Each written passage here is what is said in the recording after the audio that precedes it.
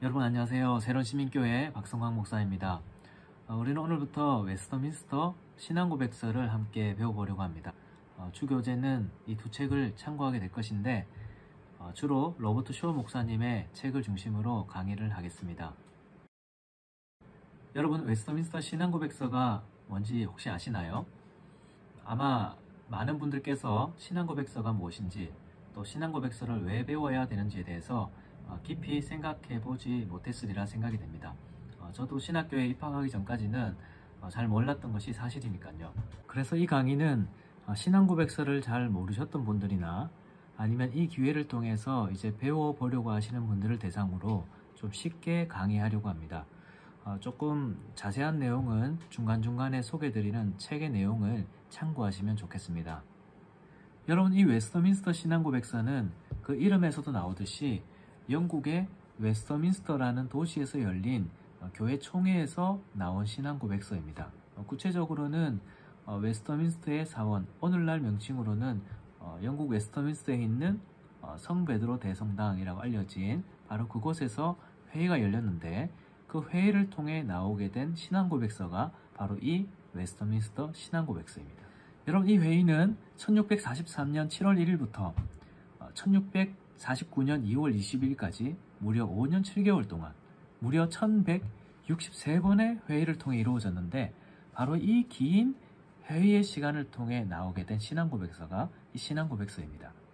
여러분, 이 회의가 열린 시기를 보시면 1517년 루터에 의해 종교개혁이 본격적으로 시작된 이후 약 100년 뒤에 열린 회의라는 것을 알 수 있습니다.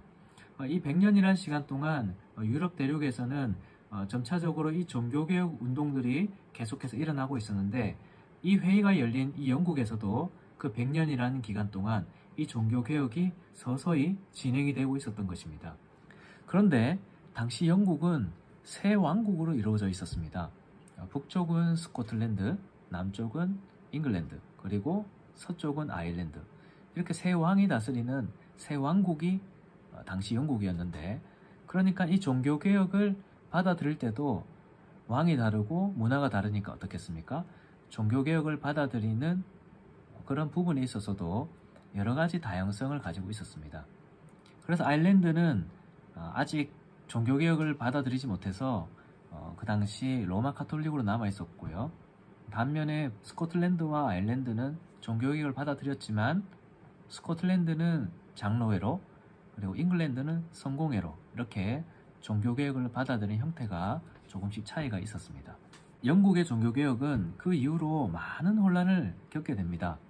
왕이 누군가에 따라서 종교개혁이 더 진전되기도 했던 반면에, 왕이 누군가에 따라서 종교개혁자들이 엄청난 핍박을 당하기도 했습니다. 그래서 우리가 잘 아는 이야기죠. 1620년대에 잉글랜드에서 신앙의 자유를 찾아서 청교도들이 영국을 떠나 미국이라는 신대륙으로 건너간 바로 그러한 일들도 그런 핍박 중에서 일어났던 일이었습니다. 여러분, 그렇게 해서 이 회의가 열리게 되었는데요. 그래서 이 청교도들은 이 회의를 통해서 교리와 예배와 또 교회 정치, 그러니까 성공회냐 장로회냐, 이런 것들을 매듭짓기 위해서 이 웨스터민스터에 모여서 함께 교회 회의를 시작했던 것입니다. 그리고 이 일을 위해서 장로회가 너무 건강하게 잘 세워져 가고 있었던 스코틀랜드에 손을 내밀어서 함께 언약을 맺고 교회 개혁을 이루기 위해서 회의를 시작하게 되었습니다. 여러분, 이렇게 교회를 개혁하기 위해서 모였던 이 사람들이 그렇다면 무엇을 기준으로 이 교회를 개혁하려고 했을까요? 네, 종교개혁의 가장 큰 핵심인 오직 성경, 하나님의 말씀인 성경을 기준으로 교리와 예배와 교회 정치와 이 모든 것들을 개혁해 나가려고 했던 것입니다. 국왕이 그 권위를 가지는 것이 아니라, 또는 로마 카톨릭과 같이 교황과 같은 어떤 인간의 권위가 교회를 개혁해 나가는 기준이 되는 것이 아니라, 하나님의 말씀인 성경이 가장 큰 권위가 되어서 교회의 모든 것들을 개혁해 나가도록 하는 것, 이것이 바로 웨스터민스터 총회에 모였던 사람들이 가졌던 생각이었습니다. 여러분, 이렇게 진행된 회의의 결과가 바로 우리가 오늘부터 보게 될 웨스터민스터 신앙고백서입니다. 그 외에도 대요리 문답, 소요리 문답, 예배 지침, 교회 정치 5가지의 표준 문서가 이 회의를 통해서 나오게 된 것입니다. 그렇다면 여러분, 17세기 영국이라는 어떤 한 지역에서 일어난 회의를 통해 나온 신앙고백서를 오늘날 우리가 왜 배워야 될까요?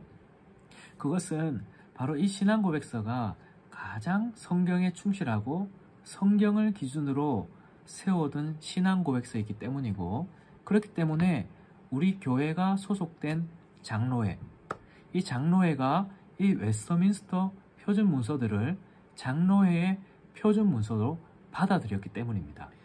여러분, 우리는 이 점을 우리 교회가 소속된 교단 헌법에서도 볼 수 있는데요. 우리 교회가 소속된 고신총회 헌법을 보면 이렇게 웨스터민스터의 표준 문서들이 이 헌법의 내용들의 모든 근간이 되어 있다는 것을 볼 수 있습니다. 이 순서에 있어서도 어떻죠? 예배 지침이나 교회 정치나 교회에서의 어떤 규범들을 다루기에 앞서서 가장 먼저 신앙고백서를 다루고 대소교리문답을 다룹니다. 여러분, 이것이 말하는 바가 뭘까요? 우리가 교회에서 우리가 마주하게 되는 모든 교회의 규범들이 결국 이 신앙고백서를 기준으로 세워져 있다는 것입니다. 결국 이 신앙고백서도 성경을 기준으로 작성된 것이기 때문에 결국 이 교회 헌법은 성경에 종속되는, 그리고 성경에서 비롯된 신앙고백서를 기준으로 작성된 것임을 이 순서가 보여주는 것입니다. 이러한 점에서 우리가 이 신앙고백서를 배우는 것은 무엇이 어떠한 예배와 어떠한 교회가 성경에 가장 충실한 예배이고 교회의 모습인지를 배우게 되는 것과 동시에 우리가 속한 교회의 헌법을 배우게 되는 일이라고도 할 수 있습니다. 여러분, 이제 다음 시간부터 본격적으로 신앙고백서를 배우게 될 것인데, 아무쪼록 이 시간을 통해서 여러분들의 믿음이 성경에 바탕을 둔 바른 믿음 위에 서게 되기를 바라고, 또한 여러분들의 그 바른 믿음을 통해서 이 땅의 교회가 하나님의 말씀에 의해 바르게 개혁되고 건강하게 세워가게 되기를 소망합니다.